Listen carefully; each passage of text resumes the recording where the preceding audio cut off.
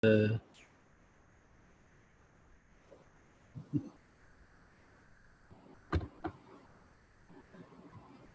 bonsoir. Donc, on va commencer dans quelques instants. On va rappeler où on en est.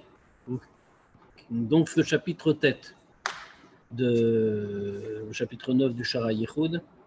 On rappelle bien sûr que tout le but de Shara Yichud Ve'emunah, c'est de nous expliquer l'idée d'unité de Dieu. Et on est presque à la fin du chapitre, enfin du Sefer de Shara Yichud Ve'emunah, puisque on a, je crois, 12 chapitres. Donc on termine Be'ezrat Hashem aujourd'hui le 9e, et on commencera ensuite le 10e la semaine prochaine.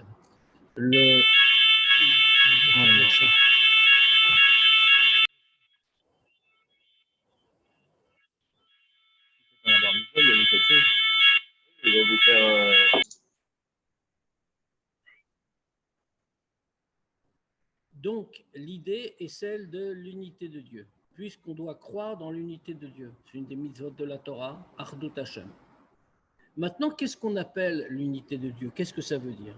La question qu'on s'était posée au début, à laquelle on a répondu, la question qu'on s'était posée, c'est est-ce que l'existence du monde n'introduit pas une pluralité? D'accord, c'est vrai que le monde est créé par Dieu, etc. Mais on est obligé de dire, au moins en apparence, ça fait plusieurs chapitres, je le résume évidemment, mais on est obligé de dire au moins en apparence qu'il y a quelque chose qui existe après la création, quelque chose qui apparemment au moins n'est pas Dieu. Alors, avec mais bien sûr, qu'est-ce que ça veut dire n'est pas Dieu? C'est Dieu puisque c'est Dieu qui l'a créé. Rien n'existe en dehors de Dieu, on est d'accord. Mais malgré tout, il y a une existence indépendante, autonome. Il faut mettre le congélateur. Que Dieu a voulu, mais qui est présente. Donc, comment peut-on continuer à dire, c'est la première question qu'on s'était posée, d'autant plus que on peut très bien penser, comme certains l'ont écrit, certains commentateurs l'ont écrit, on peut penser que Dieu a créé le monde et s'en est retiré. Une fois qu'il a créé, on n'a plus besoin de lui, si l'on peut dire. Alors, l'Admorazaken a répondu à ça. Il a répondu en s'appuyant sur le fameux passouk commenté par le Baal Shem Tov, Leolam Hashem Dvaracha Nitzav Bashamayim, toujours Dieu, ta parole se dresse dans les cieux. Autrement dit, Dieu est toujours présent. La parole de Dieu, il faut le prendre au sens strict d'une certaine manière. Les paroles par lesquelles Dieu crée le monde, sachant que ce sont pas c'est des paroles sans être des paroles. Quand on dit des paroles, c'est une métaphore, bien sûr, puisque Dieu n'a pas de parole comme nous avons des paroles. C'est une certaine lumière divine qui crée le monde constamment. Or, Dieu est tout le temps présent. Donc, on avait longuement parlé de ça, on avait longuement développé l'idée que Dieu est tout le temps présent dans son monde. Donc, le monde n'est pas distinct de lui.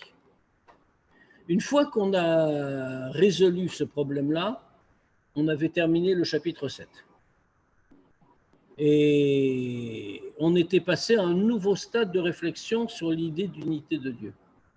On dit de Dieu beaucoup de choses. On dit de Dieu qu'il est Chacham, qu'il est Gibor, qu'il est Chanun Verachum. Autrement dit, on définit des attributs de Dieu. Quand on définit des attributs de Dieu, c'est comme si on distinguait des éléments de Dieu. Autrement dit, on peut dire de Dieu qu'il a quelque chose qui s'appelle Chochma, ou qu'il a quelque chose qui s'appelle Chesed, ou Rachamim, enfin, etc., ou Gvura, tous les attributs qu'on peut lui donner. Maintenant, la question donc qu'on a, qui est plus profonde dans la définition de l'unité, c'est est-ce que Dieu est uni avec ses attributs? Ou est-ce qu'on va distinguer quelque chose d'autre, comme nous, par exemple, quand nous disons que de nous-mêmes, et c'est très dur à comprendre, évidemment, comme idée, parce que, comme le Admorazaken l'a soulevé, quand l'homme réfléchit à ce genre de sujet, il s'appuie sur ses propres perceptions, celles qu'il a en lui-même. Or, nous, notre Chochma, par exemple, notre sagesse, elle est indépendante de notre essence. La sagesse, c'est quelque chose d'en plus. Autrement dit, elle n'est pas totalement unie avec nous. Quand on dit un homme est sage, ce n'est pas qu'on désigne son essence, quelque chose qu'il a acquis. La preuve d'ailleurs, c'est qu'il peut, comme on l'a soulevé à plusieurs fois, à plusieurs reprises, on voit qu'un homme peut développer sa chorma. Il développe ses connaissances, sa chorma grandit, ce qui montre bien que ce n'est pas son essence. Son essence, elle ne peut pas grandir avec lui. L'essence, ça ne change pas. L'essence, la définition qu'on a de l'essence, ce qu'on appelle en hébreu atzmut. L'essence, c'est quelque chose qui ne change pas, c'est la brique primordiale. Je veux dire, on peut, sinon on va dire que feu dont on parle, ce n'est pas l'essence, c'est quelque chose d'autre qui est peut-être très haut, très important, mais qu'on peut modifier, qui peut évoluer. L'essence, par exemple, un être humain, exemple classique, un être humain peut changer. Un être humain qui est stupide peut, avec du travail, devenir sage et intelligent. Un être humain qui est méchant peut devenir bon et généreux. Tout ça existe. En revanche, il ne peut pas changer son humanité. Comme on dit, il ne peut pas décider un beau jour de devenir un animal. Il peut se comporter comme un animal, mais il ne peut pas en devenir un. Pourquoi? Parce que son essence est celle d'être humain. Que l'essence ne change pas. Quand on voit que ça change, ça veut dire que ce n'était pas véritablement notre essence. Alors ici, c'est exactement ce qu'on est en train de dire. C'est l'essence de... Donc, quand on parle de tous ces attributs, qu'est-ce que c'est par rapport à Dieu et comment tout ça s'est uni avec Dieu? Pour nous faire comprendre tout cela, alors la réponse en un mot, là encore, la réponse globale qui est donnée, c'est que Dieu est bien plus élevé que tous ses attributs. Ce qui reste à expliquer, évidemment, mais qu'il est bien plus élevé. Il n'y a pas de question, parce que Dieu est très largement au-dessus de ses attributs, au point, comme a cité le Admor Hazaken, que par rapport à parler de sa chorma par rapport à Dieu, c'est pour lui du même degré que quelque chose de concret et matériel, tellement c'est bas et grossier d'une certaine façon, entre guillemets. Ça veut dire donc que Dieu est beaucoup plus haut pour nous faire comprendre d'abord, dans un premier temps du raisonnement, l'élévation de Dieu par rapport à ses attributs. Il a pris comme point de référence le degré de Chokhmah. Le degré de Chokhmah, c'est le plus haut degré chez l'homme. Donc il a consacré toute une partie, d'abord dans le chapitre Chet, il a consacré toute une partie à montrer que le degré de Chokhmah est le plus haut degré chez l'homme. On va pas y revenir, c'était le point. Puis ensuite, dans le chapitre Tête, il a montré comment... Alors pourquoi chez l'homme en réalité? Il ne faut pas oublier un grand principe, c'est que tous les attributs que nous avons chez nous, toutes nos midotes, on l'a expliqué au début du Tanya, sont dérivés des attributs de Dieu. Ce qu'on dit dans le texte du Chumash, Naase Adam Betzalmenu Kidmutenu, faisons l'homme à notre image selon notre forme, c'est évidemment ni la forme ni l'image de Dieu au sens strict, c'est la structure spirituelle. Autrement dit, nous avons la même structure, si l'on peut dire, que Dieu. Dieu est Chacham, nous avons Chokhmah, Chokhmah Binadat, nous avons les attributs émotionnels, etc., etc. Ce qui veut dire que ce qu'on a montré, c'est que la Chokhmah chez l'homme est l'attribut le plus élevé, qui commande tout le reste. On l'a abondamment montré. Puis ensuite, le Moazaken a regardé chez Dieu. Et quand on est passé à Dieu, on a vu que pour Dieu également, ça vient de là, l'attribut de Chokhmah est le plus élevé de tous les attributs. Et alors, le Admor Hazaken a conclu en disant, mais malgré l'élévation de l'attribut de Chokhmah, on a une élévation infinie, incompréhensible pour nous, malgré cela, Dieu est encore au-dessus de son propre attribut de Chokhmah. Autrement dit, fait quelque chose de très restreint et de très petit, si l'on peut dire, que cet attribut de Chokhmah. Et cela nous permet de comprendre comment l'existence des attributs de Dieu n'introduit pas de division dans la divinité ni d'autonomie, parce que Dieu, de toute façon, est à un niveau bien plus élevé. Pour le dire dans les termes de la Kabbalah, comme l'a dit le Tanya, le Or Ein Sof est bien plus élevé que la Sphira de Chokhmah, etc. Alors, on a encore 2-3 questions à résoudre. C'est ce qui va être fait dans la suite du chapitre et on va partager l'écran.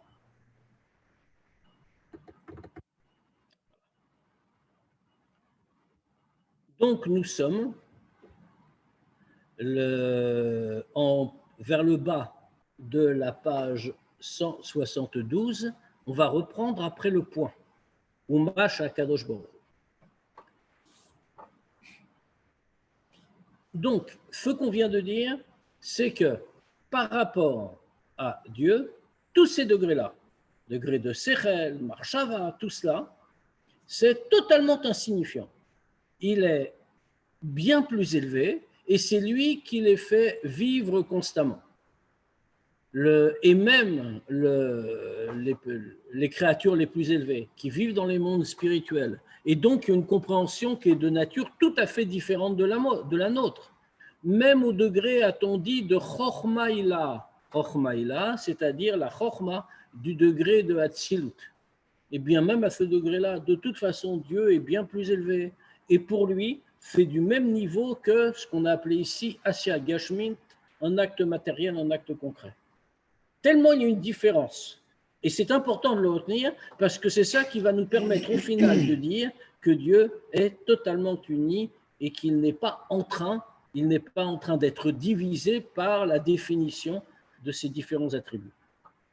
Alors maintenant, on a une vraie question, en réalité, une question subsidiaire, les autres aussi des vraies questions.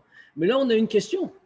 C'est que, et c'est ce qu'on va nous dire tout de suite, c'est que malgré tout, d'accord, on vient de dire que finalement, tous ces qualificatifs, tous ces attributs ne veulent rien dire par rapport à Dieu. Donc, quand on dit quelque chose sur Dieu, c'est par définition une erreur. Maintenant, on a un problème. Le problème, c'est que les Chachamim ont appelé Dieu Chacham. Tous ces termes-là, que Dieu est Chacham, que Dieu est Rachum Vechanoun, ça n'a pas été inventé aujourd'hui. Je veux dire, c'est les Chachamim qui lui ont donné ces titres. Donc, dans ce cas-là, c'est une existence. Mais si c'est une existence, comment on peut nous dire que ça ne veut rien dire et que c'est assis à Gashmi? On va donc expliquer ça. Et il va falloir en passer par quelques petits points un peu difficiles, en particulier dans la note qu'on voit sur le côté de la page suivante. On va nous expliquer un peu de Kabbalah. Umash Akadosh Baruch Hu Nikra Chacham Bekatuv. Et le fait que Dieu soit appelé Chacham dans la Torah. Vegam Chazal Kinulo Madregat Umalat Chochma. Et même les Chachamim lui ont donné ce nom du degré de Chochma. Aïnou. Pourquoi? Comment ont-ils pu le faire si ce degré n'est rien pour lui? On vient de dire que c'est Asya Gashmit. Est-ce qu'il viendrait à l'idée de quelqu'un qui n'est pas idolâtre de dire que Dieu, c'est de la matière concrète? Or, d'après ce qu'on a expliqué, quand on dit que Dieu a Chokhmah, ça revient quasiment au même que de dire qu'il est de la matière concrète, Chas Shalom. Alors pourquoi? Aïnou, Mishum Shum Mekor HaChokhmah, c'est parce qu'il est la source de Chokhmah. Shemimenu Yitbarech, là on va regarder quelques lignes parce qu'il y a des mots ici qu'il faut relever. Shemimenu Yitbarech, Nimshach Venetzal, c'est les deux mots qu'il faut relever. Attirer et dérive Maut Madregat Chokhmah Ila Shebeolam Ha'atzilut. C'est de là qu'est tiré, qui est attiré et qui est dérivé l'essence du degré de Chokhmah Ila qui se trouve dans le monde de Hatzilut. Qu'est-ce que ça veut dire? Alors, il y a les deux mots, comme on l'a dit, Nimshar Venetzal, veulent dire des choses très précises. Qu'est-ce que ça veut dire que Nimshar? D'abord, c'est le mot Amshacha, attirer. Qu'est-ce que c'est qu'une Amshacha? Une Amshacha, ça veut dire qu'on prend quelque chose, on va dire une lumière, ça ne veut rien dire, mais c'est plus facile à exprimer. On prend une lumière et on l'attire, on la fait descendre dans un degré inférieur tel qu'elle est. Neetzal, qu'est-ce que c'est? Le mot Neetzal, on le trouve de manière très éclairante dans le Chumash. Quand Moshe Rabbeinu choisit les skenim qui vont juger, Parashat Yitro, tout ça, et sur l'ordre de Dieu, il choisit des gens qui vont l'aider à juger. Et qu'est-ce que fait Dieu pour qu'il puisse juger? Il prend du roi HaKodesh de Moshe Rabbeinu et il le met dans les gens qui ont été choisis. Le mot qui est employé, c'est Itzil. C'est le même mot, Ne'etzal. Qu'est-ce que ça veut dire? La Hamshacha, l'idée de Hamshacha fait descendre de degré en degré, ce qui n'est pas neutre. L'idée de Hatzala ne fait pas descendre en degré, ça transpose dans un autre degré, mais de manière équivalente. C'est exactement ce qui se passe entre Moshe et les Skenim qui vont juger les Juifs. Qu'est-ce qu'on veut dire ici? Pourquoi il y a ces deux mots? Parce qu'effectivement, il y a des créatures qui bénéficient d'une Hamshacha. Les créatures, on les appellera d'ailleurs des Nivraïm, au sens strict des créatures, c'est-à-dire nous, c'est-à-dire tout le monde matériel en entier, qui n'existe que par la lumière de Dieu, mais qui reçoit une Hamshacha, c'est-à-dire qui, pour eux, Dieu fait descendre sa lumière dans un degré qui n'a rien à voir avec le degré d'origine. Et bien entendu, ça a des conséquences. Les créatures supérieures, créatures spirituelles, les anges, quel que soit le degré des anges, créatures spirituelles, ou les mondes spirituels, de manière très générale, on ne les appelle pas Nivraïm, même s'il s'en est. On les appelle Ne'etzalim.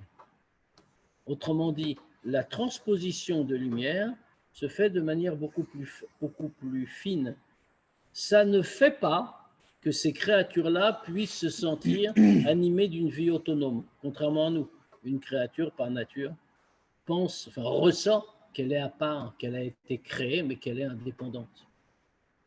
Ne'etzalim, un ange, ne se ressent pas comme s'il était une créature autonome par rapport à Dieu. Il sait qu'il n'est que l'incarnation de la volonté de Dieu. Ça, c'est toute la différence entre Hamshacha et Hatzala. Et qu'est-ce qu'on nous dit ici? Qu'en réalité, le rapport de Dieu, pourquoi est-ce qu'on peut l'appeler Chochma, Dieu, ou Chacham? Non pas parce qu'il est Chochma, pas parce qu'il est Chacham, mais on peut l'appeler comme cela parce qu'il est la source constante de Chochma. Et c'est vrai, comme il va le dire, Chen vechen, Rachum vechassid. Et pareil, pour les autres qualificatifs qui sont donnés, c'est-à-dire Rachum, Chassid, Al-Shem, Sheu, Mekor HaRachamim v'Chasadim, parce qu'il est la source de tous les attraits, de toutes les miséricordes, les bontés, etc. Vechen Shar Amidot, et pareil pour toutes les midot. Shekulan, Nimshechu venetzlu mimenu yitbarech, et toutes ont été tirées selon le niveau et selon les cas, tirées et dérivées de lui, de Dieu uniquement. Autrement dit, il ne porte pas ses qualificatifs parce qu'il est ses qualificatifs. On peut lui donner ses qualificatifs parce que c'est sa lumière qui permet que ses attributs existent. Mais il reste totalement au-dessus de ses attributs. Vederer v'inyan ha'amshacha va'atzilut echuma. Alors maintenant, la façon se passe. Comment se passe cette atzala, comme on a dit, cette amshacha, va'atzilut echuma, et cette atzilut, qu'est-ce que c'est et en quoi ça consiste? Alors on va être un peu déçu là, à la page suivante. Yadoua la maskilim. C'est connu des intellectuels. Ça veut dire de ceux qui étudient la Kabbalah en termes clairs. Donc, ce n'est pas pour nous.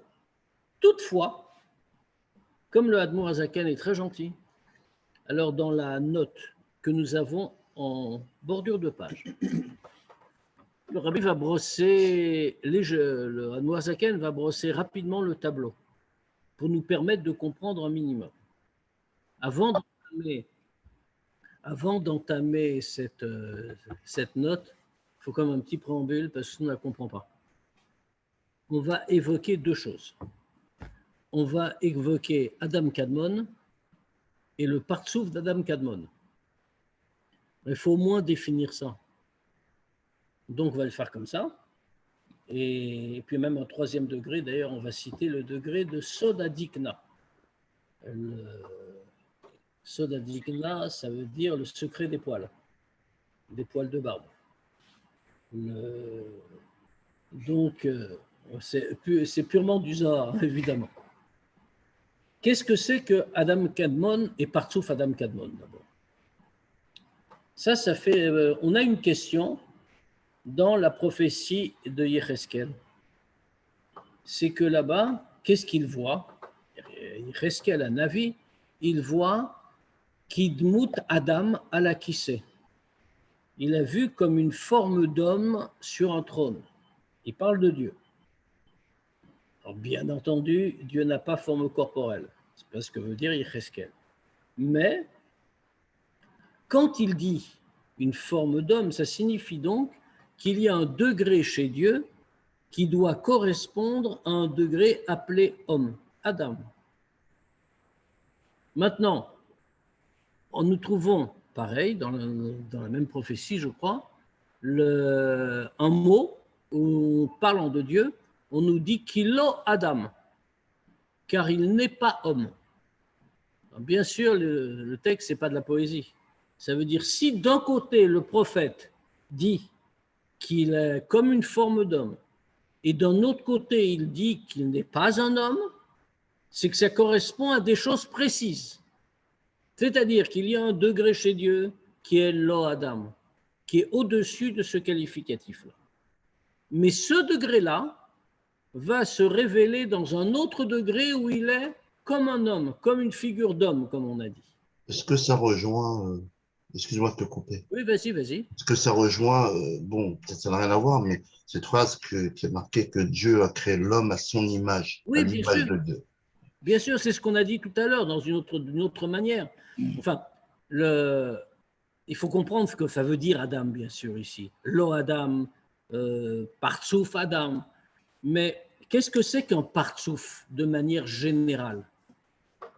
Partsouf, pourquoi on parle du mot Partsouf? C'est bizarre. On parle de Dieu. Partsouf, ça veut dire une face. Pourquoi en ivrite encore aujourd'hui? Pourquoi une face? Une face est une structure régulière et composée. Dieu donne à l'homme sa propre structure, toute notre structure. La structure des sphirotes, comment elle est représentée dans l'homme? Chez Dieu, c'est entièrement spirituel. Dans l'homme, elle correspond à des éléments corporels. Ça veut dire que chez l'homme, tout correspond. Autrement dit, Dieu nous a bien créés à son image spirituelle, si l'on peut dire. Mais pourquoi primordial? Alors, je vais te dire tout de suite. Il ne faut surtout pas traduire par primordial. Ça, c'est fait pour les bons traducteurs seulement. En vérité, c'est le type même d'expression intraduisible. C'est avant que l'homme soit créé? Non, pas du tout. C'est pour ça que je dis qu'il ne faut pas le traduire. Adam Kadmon, qu'est-ce que ça veut dire Kadmon, ici? Ça signifie que ça amène à quelque chose d'avant. Ça veut dire le degré de lo Adam va être appelé Adam Kadmon parce qu'il va descendre dans le degré de Partsouf Adam Kadmon. Autrement dit, Dieu crée tout à un degré de lo Adam. Mais ce degré-là doit descendre dans un degré de Adam Kadmon pour permettre le don du Partsouf. Maintenant, qu'est-ce qu'on vient de dire là en réalité? Ce qu'on vient de dire, c'est pour que tout ce processus se réalise, il faut, et c'est la réponse à la question qu'on a posée dans le corps du texte, il faut une série de Tzimtzumim. Il y a un premier grand Tzimtzum. Le premier grand Tzimtzum, c'est le Tzimtzum de Or Ein Sof, ce que la Kabbalah appelle le Silouk. Si l'on peut dire, Dieu se retire. Alors, il ne se retire pas, comme on a expliqué longuement avant, mais fait le premier grand Tzimtzum originel, mais qui est le plus grand, parce qu'à ce moment-là, ça crée la place pour une entité qui, bien que n'étant pas autonome, peut se ressentir comme tel. Mais ce tzimtzum-là ne suffit pas pour descendre dans des degrés encore plus bas, jusqu'à des degrés même proches du matériel, en tout cas plus des Netzalim, comme on a dit, mais des Nivraïm. Il faut encore d'autres tzimtzumim. Et c'est ce que décrivent les changements de ces noms, jusqu'à ce qu'on va appeler dans la note toujours Sod Dikna, ce que le Zohar appelle Sod Dikna, Sod Hadikna, pardon, le secret du poil de barbe. Pourquoi le poil? Ce qui exprime l'idée du tzimtzum dans le Zohar. Qu'est-ce que c'est qu'un poil? Un poil, c'est quelque chose qui est extrêmement fin, qui n'a aucune vitalité et qui est une chose tout à fait étonnante. On voit que même si on regarde par exemple les cheveux, c'est un élément du corps qui quasiment plonge dans le cerveau, où on est très proche. Normalement, la logique voudrait que le cerveau commandant tout, étant l'organe le plus sensible, quand on coupe les cheveux, on doit avoir mal. Or, on voit que nous n'avons pas mal. Comment ça se fait? Bien, c'est parce que la vitalité du cheveu est une vitalité très réduite, ce qui exprime le fait qu'il soit très fin, qu'il soit quasiment pas habité par quelque chose. C'est l'image qu'utilise le Zohar pour nous dire comment la vitalité que Dieu donne dans la création diminue au travers des tzimtzumim jusqu'à parvenir à un degré de restriction tel qu'on peut le comparer à des cheveux. Alors maintenant, on peut regarder la note. Haïm, Oui. avant que justement qu'il y ait ce degré de visage, de partsouf, il n'y avait pas de visage avant, et après, c'est devenu visage. Comme les séphirotes, au départ, n'avaient pas de visage, et après, Prends le mot visage comme il faut. partsoufim. Visage, partsouf, veut seulement dire structure, organisation.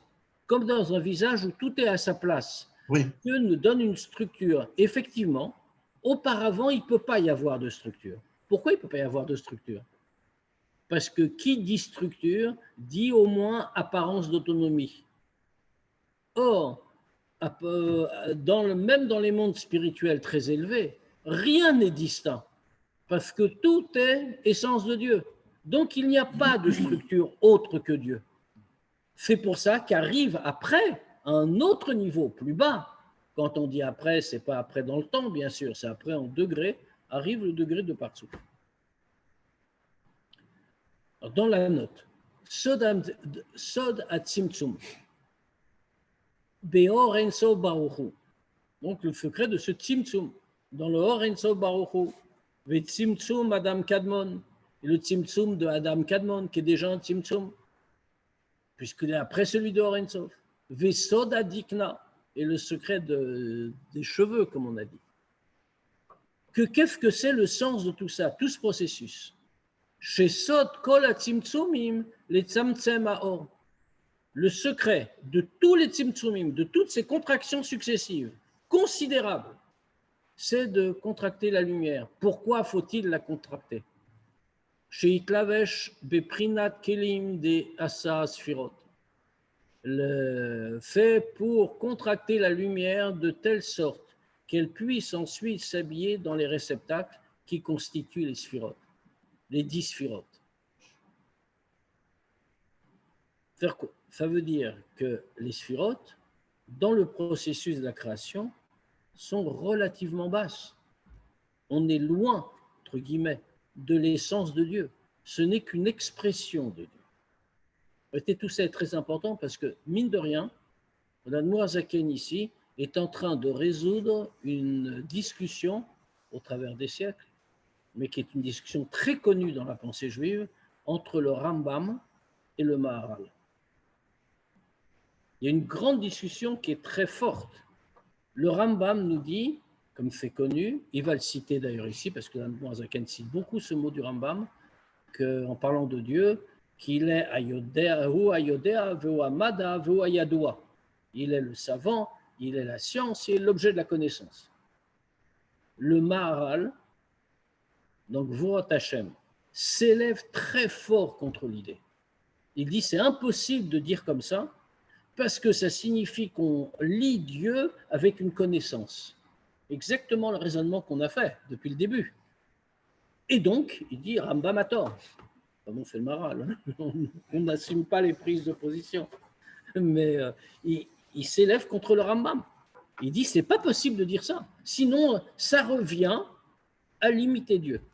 Dieu ne peut pas être, on ne peut pas dire de lui qu'il a Mada, Yadoua, même pas dans les termes du Rambam, parce que dans ce cas-là, on le limite. Et donc Dieu est au-dessus de ça. Ici, avec tout le raisonnement qu'on a fait, et qu'on va terminer, enfin, j'espère,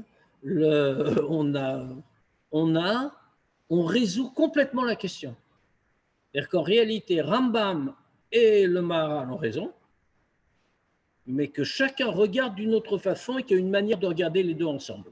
C'est ce que l'Admorazaken Zaken est en train de montrer.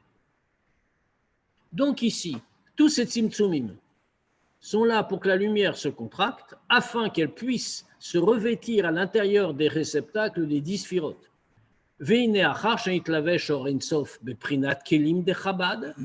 donc après que la lumière du Or Ein Sof se soit habillée dans les réceptacles de Chochma Binadat, Az Shayach Lomar Mashekatav Rambam.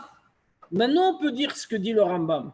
Au niveau où il y a eu tous les tzimtzumim de Or Ein Sof, de Adam Kadmon, de Partsouf Adam Kadmon, de Soda Dikna, après tous ces tzimtzumim, où la vitalité est devenue très contractée, alors il y a une possibilité qu'elle s'habille dans des kélim particuliers.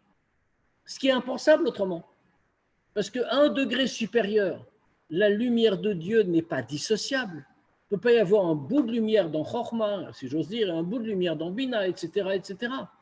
Ça veut dire que c'est à ce degré-là, et à partir de ce degré-là, où il y a eu une pluralité de tzimtzumim très puissants, qu'à ce moment-là, on peut dire avec le Rambam que Hua Yodea, Hua Mada, Hua Yadoua.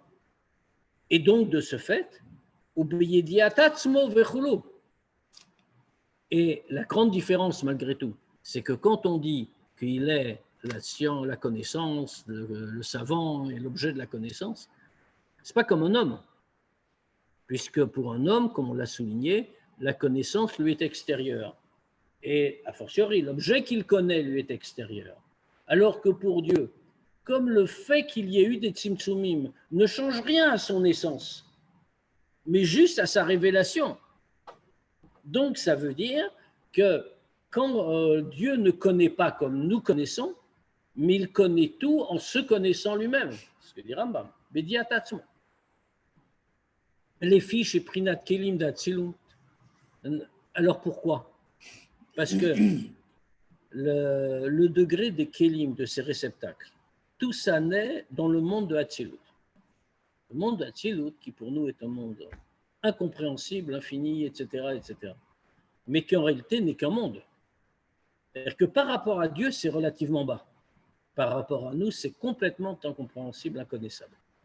Mais ce qui caractérise le monde de Hatzilut par rapport aux autres, aux suivants, Bria, Yetzira et Asya, Hatzilut est le monde de l'unité. Il n'a pas d'existence à proprement parler. C'est pour ça d'ailleurs qu'il a appelé Hatzilut, fait le même mot que Neetzal, c'est-à-dire qu'il émane, il est dérivé, il n'est pas créé. La création, ça implique une séparation. Le monde de Hatzilut n'est que dérivé, c'est-à-dire qu'il est totalement uni à Dieu et qu'il n'y a pas de distinction entre les sphirotes au niveau d'Hatzilut. Elles sont unies totalement parce qu'elles sont unies avec Dieu. Or, après tous les tzimtzumim, Dieu s'est revêtu à l'intérieur des kelim d'eau de Hatzilut et eux deviennent Nasim, Neshama, Vechayut, Lebia. Ils deviennent la Neshama et la vitalité des mondes inférieurs, Bria, Yetzira, Asya, ou les Chol Asher Baem, et tout ce qu'il y a dedans. Aval, Blit, Simtsum, Val, Bashanal, Locher, Klal, Loma, Hu, Ayodea, Vehu, Amadachul. Mais s'il n'y a pas les Tzimtzumim, s'il n'y a pas toutes ces contractions, alors on peut en aucune manière dire de Dieu qu'il est la science, la connaissance, le savant, etc. Ça n'a aucun rapport. Parce qu'on ne peut pas définir, on ne peut pas limiter Dieu en disant qu'il rentre dans la catégorie de connaissances, de savants, etc. Ce serait effectivement le limiter. Et là, les mala, ilui rav, adain ketz, mais il est bien plus haut, à l'infini, afilu meprinat vegeder chochma, même plus haut que le degré de chochma, al sheprinat chochma nechshevet etzlo yitbarach keprinat asya gashmit, au point que le degré de chochma est considéré par rapport à Dieu comme un degré de asya gashmit, un degré de concret par sa grossièreté. J'ai une petite question. Pourquoi on donne un exemple la Chorma à quoi elle ressemble par rapport à Dieu? Si ça se compare pas, pourquoi on doit dire que la Chorma c'est qui est assez à Gashmit? Ça veut dire que ça se compare pas? Parce que la Chorma, c'est ce qu'on avait dit avant en vérité. La Chorma, on a montré que c'est l'attribut le plus élevé. Ouais. C'est par lui que tout commence. Et Dieu commence à créer l'univers à partir de Chorma. Kulam be Chorma asita, comme il est écrit. Et dans ce pasuk, il y a deux idées à la fois. Il y a Kulam be Chorma asita, ça veut dire que tu as tout fait avec l'attribut de Chorma. Mais de l'autre côté, on voit qu'on met ensemble Chorma et Asita. Quand on dit Chorma pour Dieu, c'est comme Asya Gashmi. Ça veut dire que la Chorma est en nous supérieure parce que c'est l'attribut supérieur chez Dieu. N'oublions pas qu'on parle des attributs dans Hatzilut, c'est-à-dire alors qu'ils sont encore, avant de descendre plus bas, totalement unis avec Dieu. Donc ici, ce que répond l'Admorazaken, qu'est-ce que c'est? C'est en réalité, c'est là qu'on a résolu la discussion qu'on disait entre le Maharal et le Rambam. C'est que le Rambam parle en dessous de Hatzilut, alors que le Maharal parle au-dessus. Les deux ont raison. Le Maharal a bien sûr raison de dire qu'on ne peut pas limiter Dieu, mais l'idée des Tzimtzumim et l'idée de la descente progressive de degré en degré fait qu'en réalité, tout cela descend jusqu'à nous et qu'on peut parfaitement à ce moment-là délimiter des choses parce que Dieu lui-même se met à l'intérieur. Bon, c'est ce fameux passage qu'il y a dans Derech Mitzvotecha du Tzemar Tzedek qui dit que quand il veut nous faire comprendre l'idée des sphirotes, il dit on commet bien sûr une erreur qui est très naturelle, c'est qu'on voit les sphirotes comme des choses très différentes. On est des hommes, la tribu de Chesed, la tribu de Gvura, comment peut-on les mettre ensemble? Mais en réalité, il prend une métaphore qui est très simple. Hein. Il nous dit c'est comme si quelqu'un avait pris des flacons de différentes couleurs. Il les remplit d'eau. Là, il aura de l'eau rouge, de l'eau bleue, de l'eau jaune. Mais en réalité, c'est une seule eau qu'il y a dans tous les flacons. C'est le flacon qui l'a changé. Et il fait exactement comme ça que la lumière de Dieu descend dans tous les tzimtzumim. C'est-à-dire que c'est que le flacon qui change. Ce que ici la note appelle le Kéli. Le Kéli, mais à l'intérieur du Kéli, c'est toujours la même lumière divine. Donc, ça dépend à quel degré on se place. Au Hatzilut, tout est uni et tout uni à Dieu. Alors, le Chidouche, c'est effectivement que puisque tout est uni dans Hatzilut et que c'est l'essence de Dieu qui s'y exprime, dans ce cas-là, quand elle descend en bas dans les mondes inférieurs, on va voir la même chose même si on ne le voit pas. Et ce qui permet de comprendre que Dieu peut en même temps être dans ces espèces d'entités différentes, tout en étant un et tout en étant totalement uni avec ses midotes. Veine. On va essayer de finir le chapitre. On a 10 minutes, c'est bon. Veine. On a fait le plus difficile. Veine. En lanu, voilà, on est consolé. En lanu esek benistarot. Nous ne nous occupons pas des choses cachées. Ach aniglot lanu, mais simplement ce qui nous est révélé. Et ici aussi, Al-Mourazaken nous dit une chose très importante dans le comportement quotidien et dans notre lien avec Dieu. Il dit ça pour le lecteur. Oui, oui. Achani, en vérité, il le dit pour lui-même aussi. C'est un point, c'est un grand point de doctrine en réalité. Achaniglot lanu, mais uniquement ce qui nous est révélé, c'est-à-dire Le'amin emuna shlema, de croire avec une emuna parfaite, des iyu vegarmu ichad, que lui et ses kelim sont une seule et même chose. Ce mot est aussi un mot du Zohar. Dehainu, c'est-à-dire, il le traduit, Midotav shel HaKadosh Baruch Hu, Rtzono vechochmato binato vedato, im mauto vatzmuto, c'est-à-dire, lui et ses kélim. Autrement dit, il est un.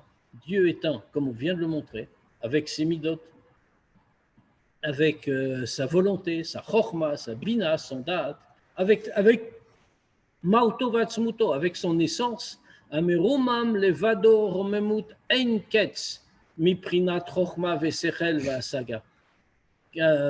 Son essence qui est infiniment plus élevée que le degré de chokhma, le degré d'intellect et le degré de compréhension. Ce qui veut dire que finalement, c'est totalement incompréhensible. On va finir ce qu'il dit, après on s'y arrêtera un instant. Velachen. Et donc, Gam yechudo shemitjached im midotav, sheetzil miito yitbarech. Et donc, pour cette raison-là, y compris son unité, le fait qu'il s'unisse avec les midot, qu'il a fait dériver de lui, également, eino beprinat asaga. C'est pas non plus dans un degré de compréhension. De comprendre comment il peut s'unir avec elles tout en les faisant apparaître. Velachen, nikrao midotav shel HaKadosh Baruch Hu, she'en asfirot bezohar HaKadosh, raza de miminuta. Et c'est pour ça que les midot de Dieu, qui sont les sphirot, bien sûr, font appeler dans le Zohar par le nom de raza de miminuta, le secret de la Emouna. Shi Emouna shel mala min hasechel. C'est la Emouna qui est au-delà de la réflexion intellectuelle. Alors là, c'est une idée très importante, bien sûr. Alors c'est intéressant parce que le courant lequel vient de nous faire un raisonnement en rapportant toutes les sources, etc. Même au point même que quand on est arrivé à un point où on nous dit c'est pas pour tout le monde, c'est la maskilim, autrement dit pour ceux qui se consacrent à l'étude de la Kabbalah, c'est ça les maskilim ici. Il nous fait quand même un petit point sur le sujet. Parce qu'on doit comprendre. Mais après, il nous dit, mais de toute façon, c'est hors de portée. C'est-à-dire qu'il faut tout comprendre, mais en sachant que de toute façon, c'est hors de portée, et que la mitzvah ici, c'est il faut comprendre. Mais le vrai rapport avec Dieu, c'est la Emouna. Parce que, sur ces sujets-là.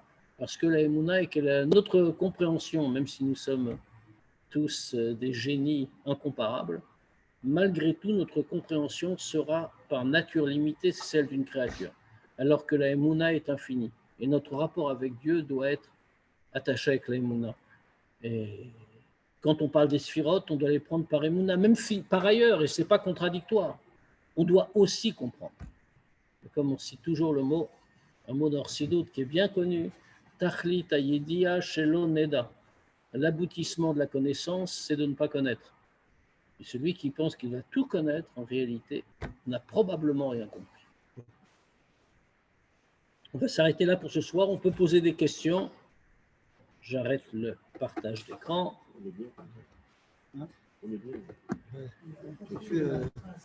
Pardon ? On ne va pas se poser plus cher. Non. On ne comprend pas.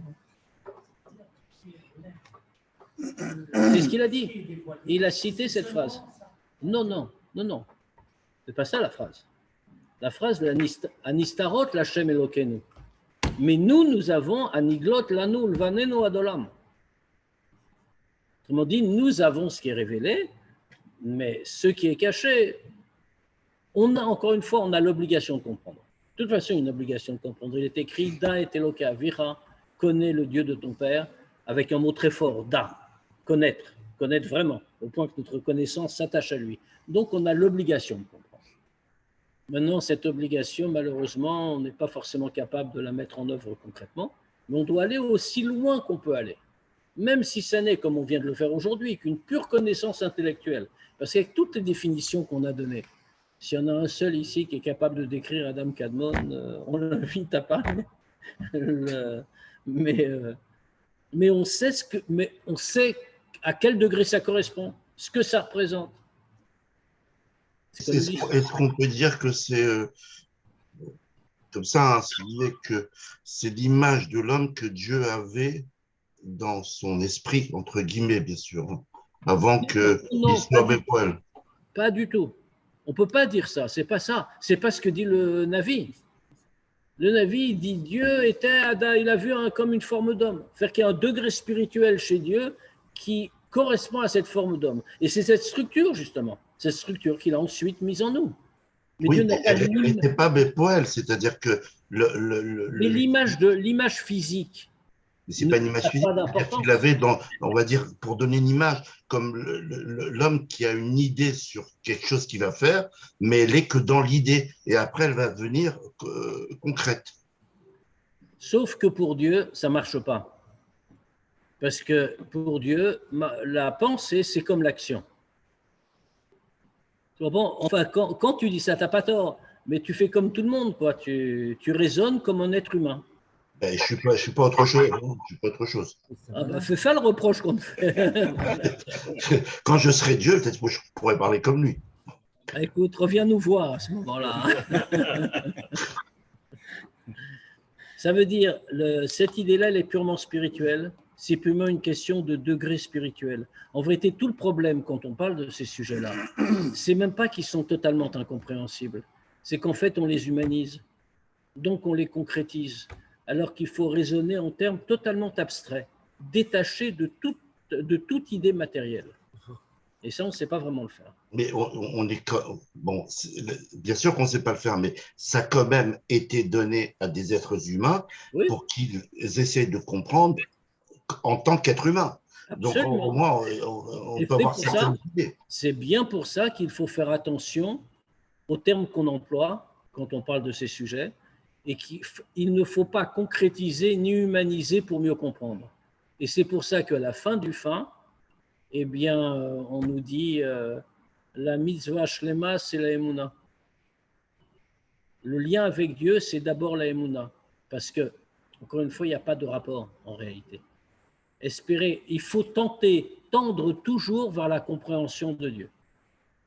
Mais même Moshe Rabbeinu, quand il a demandé à Dieu, montre-toi à moi, Dieu lui a tourné le dos, comme il est marqué. Ça ne veut pas dire qu'il va tourner le dos, il n'y a pas de forme physique. Mais comme les commentateurs disent, Ramim nous dit, il lui a donné les derniers aspects à voir, pas le plus haut. En revanche, c'est même rapporté dans le Tanya, ça, à un autre endroit. On voit que Shlomo Ameler n'a pas compris, Moshe Rabbeinu n'a pas compris. Et on voit que le Harizal, il parle de degrés supérieurs, qu'eux-mêmes affirment ne pas avoir compris. Ce qui est très étonnant, ça veut dire Moshe Rabbeinu, Shlomo Ameler. D'accord, le Harizal était très grand tzaddik, etc., etc. Mais comment peut-on dire que le Harizal a mieux compris que Moshe Rabbeinu et Shlomo Ameler, alors que lui n'a rien vu par ailleurs? Il a vu certainement des choses, je veux dire, mais c'est écrit nulle part. Il n'a pas eu une révélation comme Moshe Rabbeinu. Et le Tanya répond, il nous dit oui, il a vu parce que par la réflexion on peut y arriver. Et donc il a vu. Et donc il pouvait par la réflexion parvenir, comme c'était par ailleurs le Harizal bien sûr, il a pu arriver à des degrés que même Shlomo Ameler ou Moshe Rabbeinu ne pouvaient pas atteindre. Mais malgré tout, voir est une chose impossible. Rav, j'ai une question. C'est pas de. Excusez-moi, il y a quelqu'un qui voulait poser une question. Non, mais je veux dire, c'est pas de ma faute quand même si eux, ils n'ont pas compris et que nous, on comprend. Bon, entre-temps, il y a eu un petit événement qui s'est passé. Il y a eu le Baal Shem Tov qui a commencé à diffuser ces idées-là. Ah, voilà, c'est ça. Mais on était dans 20 ans où ça allait pas. Oui, pardon. Oui, excusez-moi. Oui, Rav, j'ai une question. Il y a quand même, on peut voir quand même une similitude entre l'homme et Akadosh Baruch Hu dans le sens où Akadosh Baruch Hu a la connaissance de tout, mais l'homme, quand il a une bonne connaissance de lui-même, il aura une bonne connaissance des autres et il arrivera par la suite à avoir une bonne connaissance, à briller par la suite. Donc oui. on voit qu'il y a une similitude quelque part, d'une certaine façon. Est-ce qu'on peut dire ça? Sauf que le type de connaissance n'est pas le même. Ah. Dieu connaît ce qui lui est, rien ne lui est extérieur. Donc Dieu connaît tout, non pas par expérience sur lui-même, comme pour l'homme, mais parce que tout est en lui. Oui. Alors que l'homme connaît tout, peut-être parce il a su s'analyser, donc maintenant il sait regarder, mais il regarde quand même à l'extérieur de lui. Ah, je comprends. C'est-à-dire que l'homme, toutes les connaissances qu'il a, elles viennent de l'extérieur, mais Dieu, c'est extérieur et intérieur. Voilà. Mais c'est marqué aussi, à travers ma chair, je vais percevoir la divinité. C'est Yov qui dit ça, je crois. Mipsari et chazé Eloka. Oui. De ma chair, je verrai Dieu. Comment on interprète ce passouk? C'est quand un homme veut comprendre, il va d'abord regarder en lui-même, et comme nous avons la structure de Dieu en nous, alors nous allons comprendre la structure de Dieu en comprenant la nôtre. C'est ça. Voilà. Bon, ben, je vous donne rendez-vous jeudi pour une sikha, ce sera plus simple. Avec plaisir. Bezrat Hashem. Razak. Ok. Merci beaucoup, Rav. D'accord, tout. Au revoir, merci. Tout.